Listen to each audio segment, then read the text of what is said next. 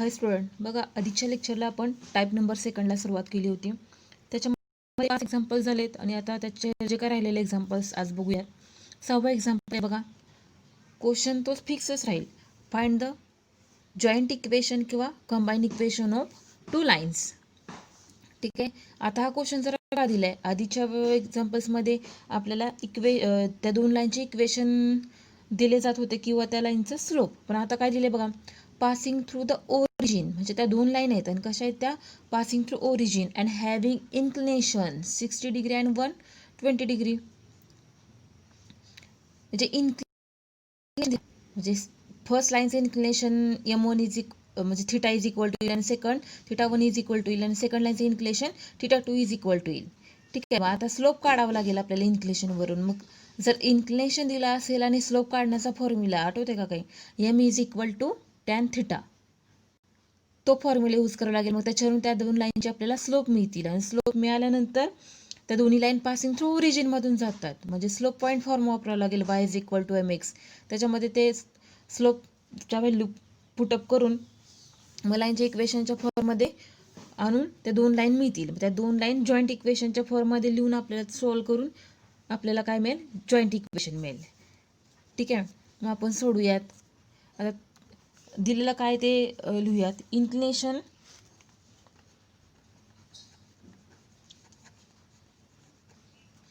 of the lines are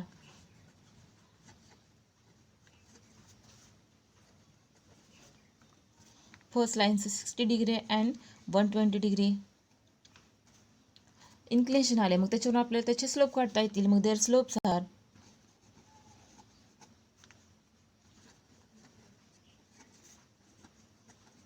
आता inclination दिलं असेल आणि स्लोप काढण्याचा formula that is M is equal to tan theta, हा फॉर्म्युला आहे. मग 2 लाईन आहेत, त्याच्यावरून फर्स्ट लाईनसाठी मानूयात M1 is equal to tan theta 1 is equal to, आता फर्स्ट लाईनचा मग 60 होईल. M is equal to tan 60 माहिती तुम्हाला, 11वीत आपण ह्या टाईपचे एक्झाम्पल सोडवलेत. टॅन 60ची व्हॅल्यू √3. नंतर सेकंड लाईनचा slope M2 is equal to tan theta 2 is equal to tan 120 काही पार्ट नाही आहे, पण आपण का फर्स्ट पेपर मॅथ्स फर्स्टमध्येच बघितलेत बघा, अलाइड अँगल. आता अलाइड अँगलचा यूज करून आपण ती व्हॅल्यू काढूयात. बघा आता टॅन फॉर्म्युला हा π/2 plus theta, tan π/2 plus theta is equal to value मिळेल मायनस कॉट थिटा. π/2 म्हणजे 90 डिग्री येईल. त्याच्यावरून मग हा फॉर्म्युला असा पण लिहिता येईल, tan 90 plus theta is equal to minus cot theta. Tan आणि कॉटच्या व्हॅल्यू 0पासून 180 किंवा 180पर्यंत तर पाठ असतील आणि ते कशा पाठ करायचे किंवा कशा लक्षात ठेवायचे ते सांगितले 11वीत. ठीक आहे. म्हणजे काय, tan of 90 plus theta, tan of जो काही इथं थिटा असेल तोच मायनस ऑफ कॉस थिटा म्हणून व्हॅल्यू येईल. ठीक आहे. आता 120, तर 120 आहे. आता 120ला त्या π/2च्या फॉर्ममध्येच आपल्याला एक्सप्रेस करून लिहावं लागेल. इज इक्वल टू टॅन, बघा काय होईल, 90 π/2 म्हणजे 90मध्ये किती मिसळल्यानंतर म्हणजे ॲड केल्यानंतर 120 व्हॅल्यू येईल. कारण टॅन ऑफ 90 प्लस थिटा आहे, म्हणजे टॅन 90 प्लस किती व्हॅल्यू इथं म्हणजे किती व्हॅल्यू ॲड केल्यानंतर 120 मिळेल, plus 30 is equal to is equal to minus cot tan 90 plus theta म्हणजे मायनस कॉट थिटा, जो काय हा अँगल आहे ॲड केला 90मध्ये, जो ॲड केला तो इथे येणार, म्हणजे हा 30 ॲड केला आहे, मग मायनस कॉट 30. आता मायनस ॲज इट इज राहील. कॉट 30ची व्हॅल्यू माहिती आहे √3. मग फर्स्ट लाईनचा स्लोप मिळाला, सेकंडचा स्लोप मिळाला. M1 आणि M2 या 2 लाईनचे स्लोप मिळालेत आपल्याला. आणि ह्या दोन्ही लाईन कशा सांगितलेत, पासिंग थ्रू ओरिजिनमधून जात आहेत. मग त्याच्यावर तुमचा आपल्याला माहिती आहे slope point form using slope point for y is equal to mx. त्याच्यानंतर त्याच्या लिहूयात का हा फॉर्म वापरणार आपण ते रिझन लिहूयात. Equation of the lines passing through the origin and having slopes m1 and m2. That is मग त्याच्यावरून y is equal to m1 into x, second लाईनचा slope y is equal to m2 into x. आता m1 ची value put up करूया. y is equal to m1 ची value मिळाली √3 into x. Second y is equal to m2 minus √3 into x. इक्वेशनच्या फॉर्ममध्ये आता त्याला लिहूयात. ती व्हॅल्यू y आहे म्हणजे इथं तिकडे गेल्यावर ही व्हॅल्यू काय होणार आहे हो, ही टर्म या साईडला आल्यानंतर √3 into x as it is राहते प्लस y, इकडे आल्यावर मायनस y. बऱ्याच जणांना लक्षात येत नाही त्यामुळे असं लिहिलेलं आहे. दॅट इज हे इक्वेशन असं मिळेल √3 into x minus y is equal to 0. First लाईनचं इक्वेशन मिळालं. सेकंड लाईनचं इक्वेशन आता मायनस √3 into x आहे, हे y ॲज इट इजच इथं राहील. मायनस इकडे आलं plus √3 into x is equal to 0. That is त्याच्यावरून इक्वेशन हे व्यवस्थित लिहा. √3 into x plus y is equal to 0. दोन लाईनचे इक्वेशन मिळाले. ठीक आहे. मग आता आपल्याला काढायचं आहे जॉईंट किंवा कंबाईन इक्वेशन. जॉईंट किंवा कंबाईन इक्वेशन काढण्यासाठी काय फॉर्म आहे, u into v, म्हणजे ही u लाईन मिळाली आणि ही v लाईन मिळाली. या दोन लाईनचा गुणाकार प्रोडक्ट. मग त्याच्यावरून लिहा द जॉईंट किंवा combined equation of these two lines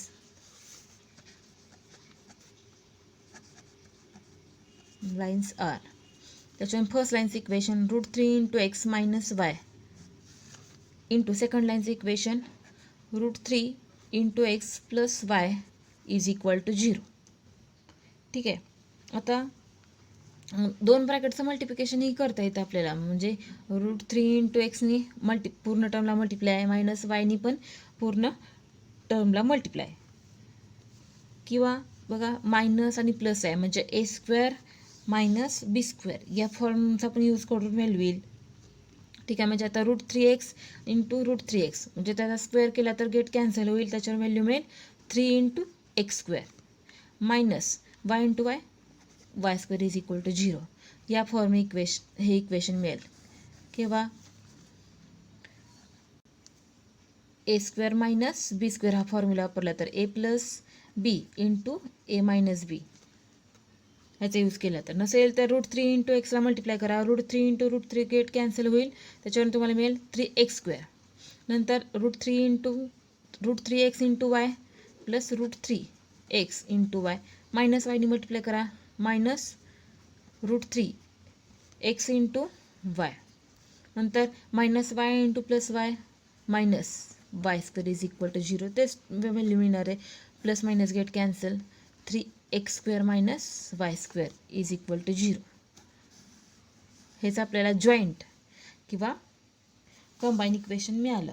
आणि थोडक्यात हे काय होमोजिनियस इक्वेशन आहे. मग ते खाली लिहूयात which is the required joint equation.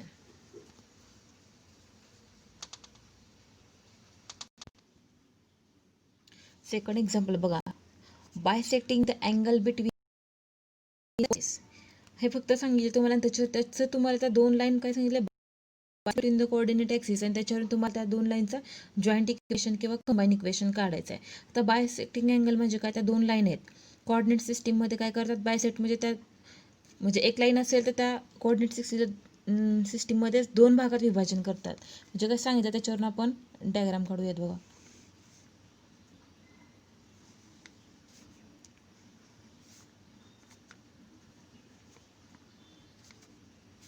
X axis आणि वाय ॲक्सिस.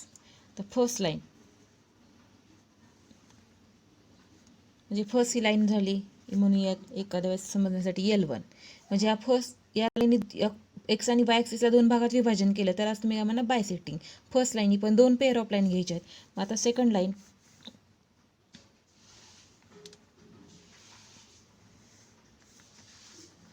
हे असेल L2. या पण लाईन ये 2 भागात विभाजन केलेलं आहे. ठीक आहे, हेच झालं bisecting the angles between the coordinate axes. मग आपल्याला काय करायचं, या दोन L1 आणि L2 या 2 लाईनच्या जॉईंट इक्वेशन काढायचं आहे. पण आता इथं इक्वेशन पण दिलं नाही, इन्क्लिनेशन पण दिलं नाही, पण आपल्याला या कोऑर्डिनेट सिस्टीमवरून या फर्स्ट लाईनचं L1 आणि L2 या 2 लाईनचं इन्क्लिनेशन काढता येतं. ठीक आहे बघा, आता कारण आपण पहिल्यांदा बेसिकमध्ये बघितलं, इन्क्लिनेशन जर त्या लाईनचं काढायचं असेल तर कसं काढायचं. का आता या लाईनचं मला इन्क्लिनेशन काढायचं आहे. एक्स ॲक्सिसपासून एक्स आणि वाय ॲक्सिस इथूनचा अँगल काय 90 डिग्री असतो, बरोबर. आता या लाईन कट करते, म्हणजे 2 भागात विभाजन होणार. 90 म्हणजे हा 45 आणि हा 45 मिळेल. मग या L1 लाईनचं इन्क्लिनेशन काढायचं आहे आपल्याला. तर कसं काढता येईल, एक्स ॲक्सिसपासून त्या लाईनवर पॉझिटिव्ह डिरेक्शनने जो काय होणारा अँगल आहे, म्हणजेच त्या लाईनचं काय असेल इन्क्लिनेशन. ठीक आहे, म्हणजे इथून या लाईनवर म्हणजे हे त्या लाईनचं इन्क्लिनेशन तर आहे कळालं आपल्याला. म्हणजे हा स्लोप काढता येईल आपल्याला. पण हा किती असणार आहे, हा 90 आणि 90 2 भागात विभाजन आहे. 90च्या निम्म, 90च्या निम्म 45 45. ठीक आहे, मग आता जर हा पूर्ण झाला इथपर्यंत 90, मग आता सेकंड लाईनचा काढायचा आपल्याला L2चा. म्हणजे परत एक्स ॲक्सिसपासून L2 लाईनचं इन्क्लिनेशन काढायचं आहे. बघा, म्हणजे हा पण वाय ॲक्सिसपासून या इथपर्यंतचं 90च असणार आहे. मग आता 2 भागात विभाजन केलं आहे, म्हणजे हा 45 असेल. पण आता इन्क्लिनेशन बघताना काय करणार, एक्स ॲक्सिसपासून या लाईनवर पूर्ण इन्क्लिनेशन बघणार. म्हणजे हा एक्सपासून वायपर्यंत इथं 90 आणि हा 45, कारण 2 भागात विभाजन केले. 90 + 45, तर काय मिळालं आपल्याला 135. म्हणजे या सेकंड लाईनचं इन्क्लिनेशन θ2 = 135. 2 लाईनचं इन्क्लिनेशन मिळालं. ठीक आहे, मग आता जे काय दिलं ते लिहून घेऊयात थेरीच्या फॉर्ममध्ये. The lines bisect the angles between the coordinate axes.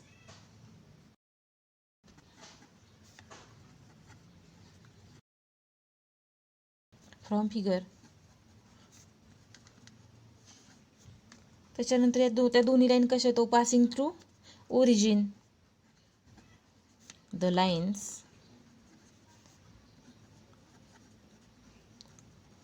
passing through the origin and त्याच्यापासून मेकिंग इन्क्लिनेशन, त्याच्यापासून बनणारे इन्क्लिनेशन लिहायचं आपल्याला. मेकिंग इन्क्लिनेशन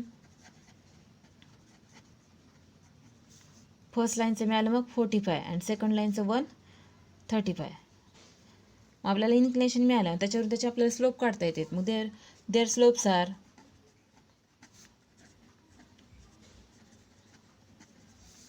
स्लोप काढण्याचा formula that is m = tan θ. पण 2 लाईनचे स्लोप आहे, त्याच्यावरून m1 = tan θ1. m1 = tan θ1 ची व्हॅल्यू 45, tan 45 1. सेकंड काढायचं आहे m2 = tan θ2.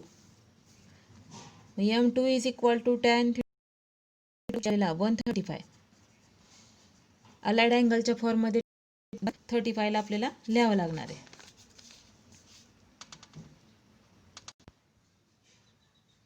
बघा, 135 एक्सप्रेस करायचं आहे. अलाइड अँगल tan 90 + θ = काय मिळतो, -cot θ. म्हणजे आपल्याला बघा आता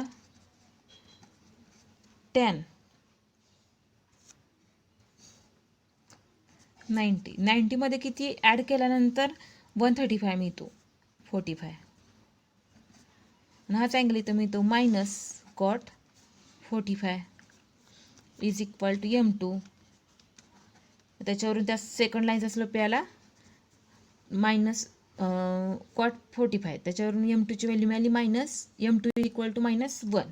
2 लाईनचे स्लोप मिळाले. ठीक आहे, मग by using slope point form कुठला y = mx. का वापरला ते रिझन लिहूया. The equations of the lines passing through origin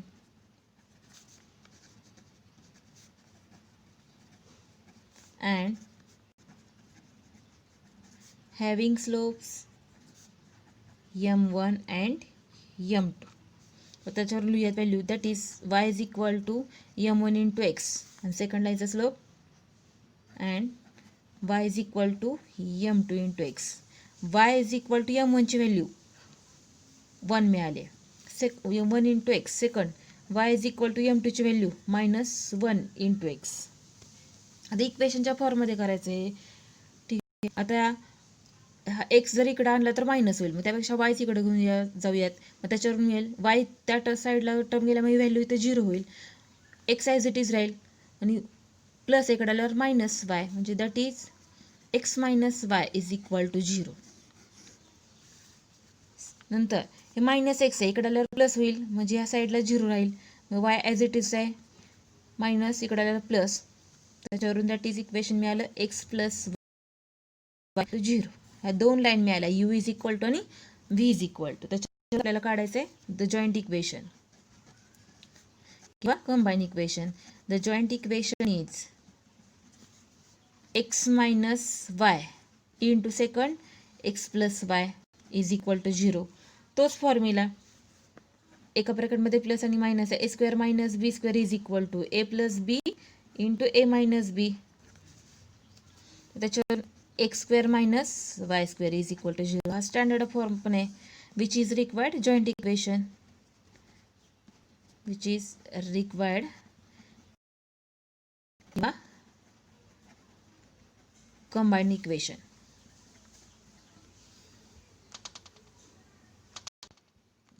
next example बघा. Passing through the origin and each of with angle of 60 degree with the y axis. काय सांगितलं, दोन line कशा आहेत, पासिंग थ्रू ओरिजिन आणि each of which makes an angle of 60 degree. आणि त्याच्यापासून Y ॲक्सिसपासून जो काय होणारा अँगल आहे त्या दोन लाईनपासून तो काय सांगितलं आहे 60 डिग्री. ही इन्फॉर्मेशन आता इथं दिली आहे. ठीक आहे. मग आता कोऑर्डिनेट सिस्टीममध्ये एक्स ॲक्सिस वाय ॲक्सिस घेऊया आणि त्या दोन लाईन पासिंग थ्रू ओरिजिनमधून आहेत. जे काय दिलेली इन्फॉर्मेशन आहे त्याच्यावरून बघूयात आपल्याला त्या लाईनचं इन्क्लिनेशन काढता येते का. फर्स्ट लाईन वाय आणि एक्स L1 मानूया, सेकंड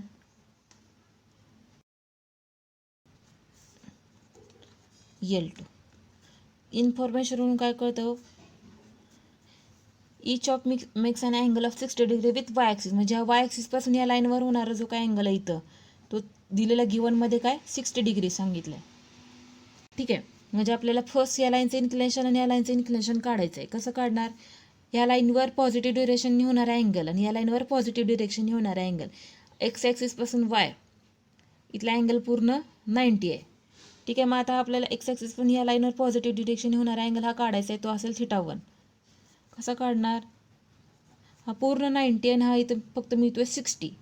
आता 90 मायनस 60 इज इक्वल टू, मग इथं θ1 मिळालं आपल्याला या लाईनचं इन्क्लिनेशन 30.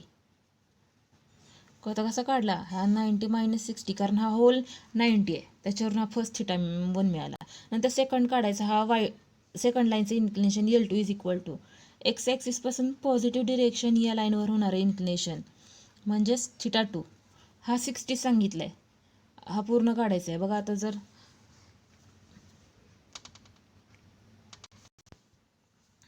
θ2 काढायचा आहे पूर्ण इन्क्लिनेशन म्हणजे हा हा वायपर्यंत हा पूर्ण क्वाड्रंट म्हणजे हा 90 आहे. 90 आणि हा इथल्या वाय ॲक्सिसपासून या लाईनवर होणार आहे तर 60. 90 प्लस 60 150. ठीक आहे. म्हणजे फर्स्ट लाईनचं इन्क्लिनेशन θ मिळाला आणि θ2 इज इक्वल टू सेकंड लाईनचा 150 अँगल मिळाला. आता इन्क्लिनेशन मिळालं, त्या इन्क्लिनेशनवरून आपल्याला त्या लाईनचा स्लोप काढता येतोय. स्लोप काढल्यानंतर पासिंग थ्रू ओरिजिन आहे स्लोप पॉईंट फॉर्म, त्याच्यावरून जॉईंट त्या दोन लाईनचं जॉईंट इक्वेशन आपल्याला काढता येईल. जे काही गिवन दिले ते गिवन लिहूयात. The lines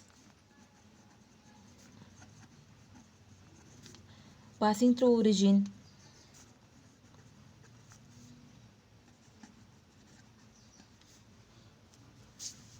and each of which makes an angle of 60 degree with the y-axis from figure. त्याच्या इन्क्लिनेशनच्या बाबतीत लिहूयात मग.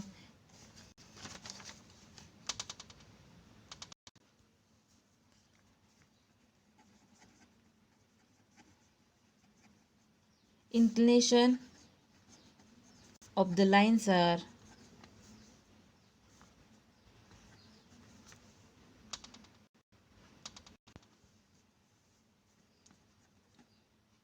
30 degree and त्याचे स्लोप्स लिहूयात. देअर स्लोप्स आर, स्लोप काढण्याचा formula that is m is equal to tan theta. First लाईनचा slope m1 is equal to tan theta 1. m1 is equal to tan 30 ची value, त्याच्यावर m1 is equal to 1 divide by √3 tan 30 1 divide by √3. Second line m2 is equal to tan theta 2. m2 is equal to tan 150. तर हा 150 आलाय. मग m2 is equal to तो आला अँगलचाच formula tan 90 is equal to minus cot theta. मग tan 90 plus आता 90 मध्ये किती ॲड केल्यानंतर 150 येईल 60. त्याच्यावर मिळेल मग m2 is equal to minus cot 60 is equal to m2 is equal to minus cot 60 ची व्हॅल्यू 1/√3. सेकंड लाईनचा आपल्याला स्लोप मिळालाय. स्लोप मिळाले मग त्याच्यावरून by using slope point form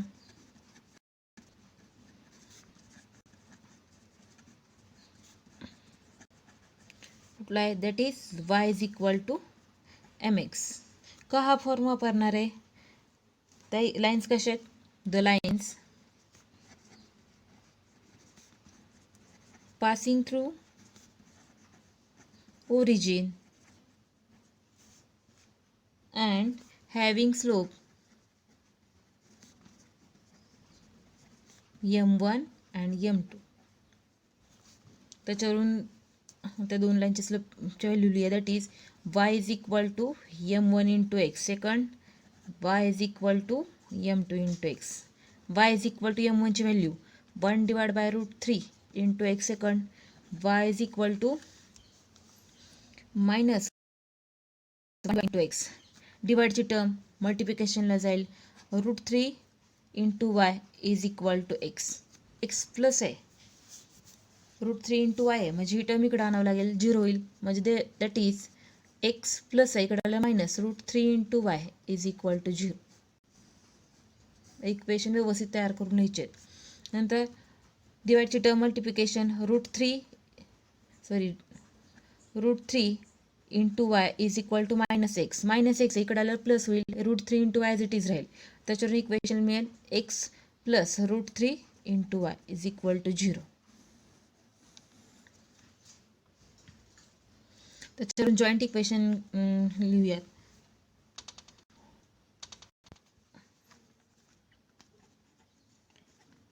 the joint किंवा कंबाईन इक्वेशन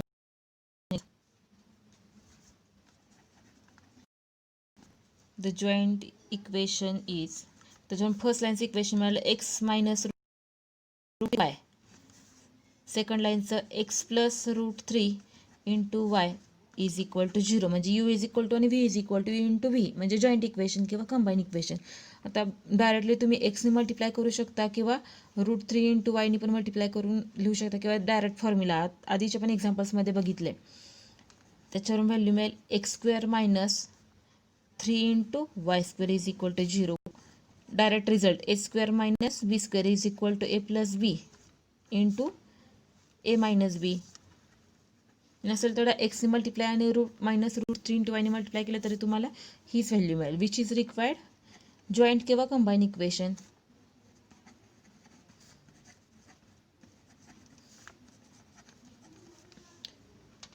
ठीक आहे, अजून यातले एक्झाम्पल्स लेक्चरला बघूयात.